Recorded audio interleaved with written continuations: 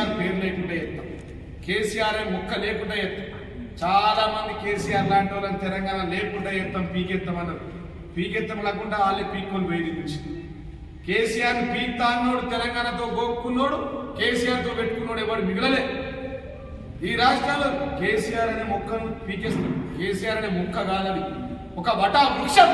కేసీఆర్ అనే వ్యక్తి ఒక వటా వృక్షం, ఒక మహావృక్షం, ఒక పెద్ద రావి చెట్టు. అట్లాంటి చెట్టు నువ్వు ముట్టుకోలేవు. ఇలాంటిది తాత జేజమ్మలు ఎంతో మంది పీకేస్తానని వాళ్ళు పీక్కొని పోయారు కదా. ఎందుక మీ గురువే కదా. ఈ రాష్ట్ర తొలిత తెలంగాణ ముఖ్యమంత్రి కేసీఆర్ గారిని ఆ రోజు చెప్పాడు, ముఖ్యమంత్రి లేకుండా చేస్తా, తెలంగాణ రాకుండా చేస్తా, ఉద్యమమే లేకుండా చేస్తా. ఏమైంది? ఆంధ్రాకు వారిపోయింది, రాష్ట్రంలో లేకుండా పోయింది. పార్టీ దుకాణం తాళం వేసుకో పక్క రాష్ట్రానికి పారిపోయింది.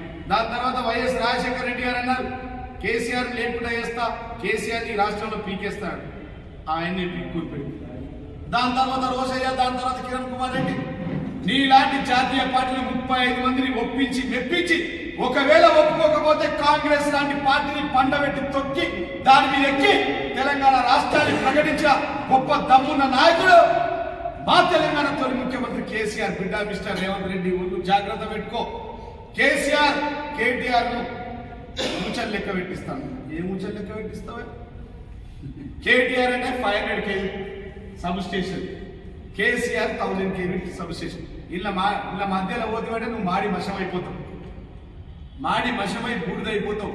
వీళ్ళిద్దరిని టచ్ చేస్తే తెలంగాణ అగ్నిగుండంగా మారుతుందని చెప్పి ఈ రాష్ట్ర ముఖ్యమంత్రికి నేను తెలియజేస్తా ఉన్నాను. ఏదో యాక్సిడెంటల్ గా ముఖ్యమంత్రి అయినా 2 ఏళ్ళు పరిపాలన చేసుకొని పోవాలంటే పొద్దున లేచి కేసీఆర్ అనే వ్యక్తిని లేకుండా ఎత్తా ఆ మొక్కను తొలగిస్తాడు. ఒక వటా వృక్షం, ఒక మహావృక్షం, ఒక రావి వృక్షం కేసీఆర్ అని చెప్పి ఆ రావి వృక్షంపై, ఆ వటా వృక్షంపై నీలాంటి చాలా మంది రవంత రెడ్డిలు పిట్టెల్లాగా వాళ్తారు, కొమ్మల మీద వెళ్ళిపోతారు.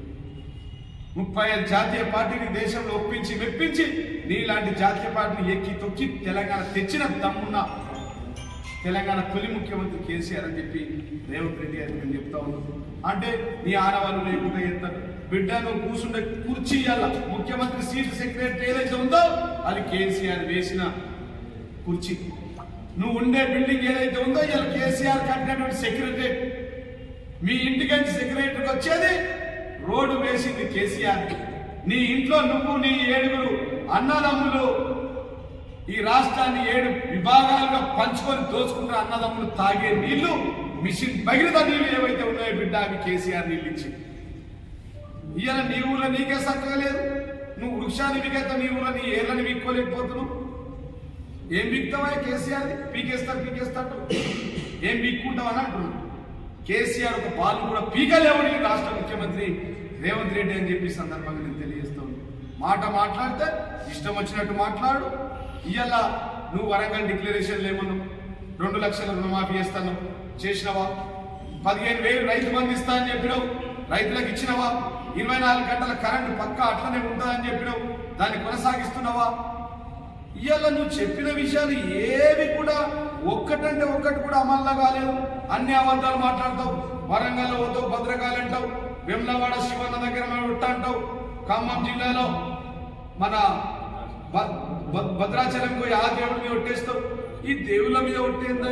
ఈ దేశంలో ఏ ముఖ్యమంత్రి కూడా దేవుళ్ళ మీద ఒట్టేయలేడు. చేస్తే వేసిను, చేయకపోతే వేసిను, చేతనైన వేసిను, చేత కాకపోతే వదిలేసింది. కానీ దేవుళ్ళ మీద 6 సిద్ధులకి ఒట్టేస్తున్నా రా. 6 రైతులకు 2 లక్షల రుణమాఫీ వచ్చిందా? రైతు భరోసా వచ్చిందా? ఉపాధి హామీ రైతు కూలీలు 12,000 ఇస్తాను ఇచ్చినవా? 10 రకాల పంటలకు మద్దతు ధర అన్నావు, రైతులకు మద్దతు ధర ఇస్తున్నావా? ఆనాడు మీరు ఇచ్చిన 9 హామీలో ఒక్కటైనా అమలైందా? కాంగ్రెస్ 7 పాలనలో రాష్ట్ర అభివృద్ధి 10 ఏళ్ళు వెనక్కిపోయింది, ముందడికి రాలే. ఇవాళ ఈ రాష్ట్రం పరిస్థితి ఏందయ్యా? కేసీఆర్ పాలనలో అద్భుతంగా పురోగమించిన తెలంగాణ నేడు తిరోగమనం బాట పట్టిందని చెప్పి సందర్భంగా నేను తెలియజేస్తా ఉన్నాం. గురుకులాలలో పురుగుల భోజనం ఈ రాష్ట్ర ముఖ్యమంత్రి యొక్క ప్రత్యేకత. స్కాలర్షిప్ల కోసం విద్యార్థులు రోడ్ల మీద, ఉద్యోగుల కోసం నిరుద్యోగులు, రుణమాఫీ రైతు బంధు కోసం అన్నదాతలు 6 రోడ్ ఎక్కిరు. రాష్ట్రం అంతా రోడ్ ఎక్కుతూ ఉన్నారు. నిన్ను ఎప్పుడు వస్తే అప్పుడు బజాయిస్తామని చూస్తున్నారు.